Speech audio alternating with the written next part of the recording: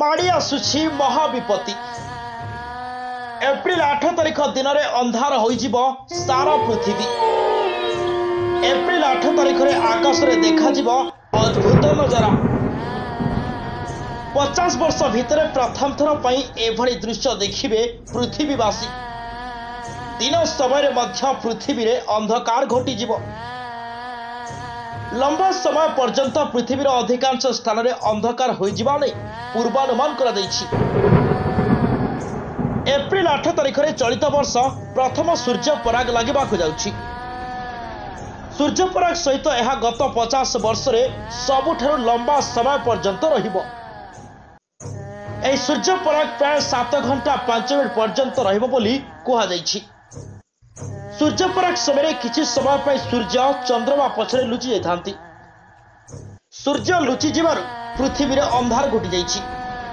एहाकु सूर्य पराग कहा जाए।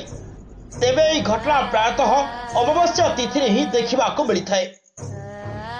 तेबे अनेक समय आंशिक सूर्य पराग होइथाए एवं आउ किछि समय संपूर्ण सूर्य पराग देखिबाकु मिलिथाए। चलित वर्ष अप्रैल 8 तारिख में संपूर्ण सूर्य पराग देखिबाकु मिलिबो। तेबे भारत में सूर्य पराग देखिबाकु मिलिबो नाही।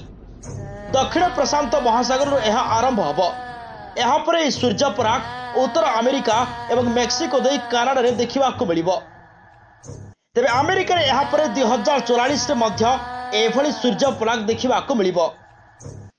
Costa Rica, Cuba, Dominica, French, Polynesia एवं जमाइका भली देश रे पूर्ण सूर्य पराग आंशिक भाव में देखा जिवो। तेबे समय भारत में राति होइथिबारु ए सूर्य पराग को भारत में देखा जाय परिबो नाही।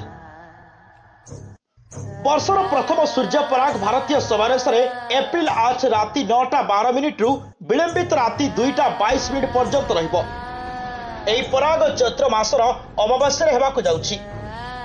वर्षर प्रथम सूर्य पराग मेष, मिथुन, सिंह, कन्या और धनु राशि पई बेस लाभदायक। एही राशि लोकों को कर्म क्षेत्र में सफलता मिलिबो। आर्थिक स्थिति अत्यंत उत्तम रहिबो। मन पसंदर चाकरी मिलिबो। नूतन घर और जान किणिबार संभावना रही। शत्रु परास्त हेबे।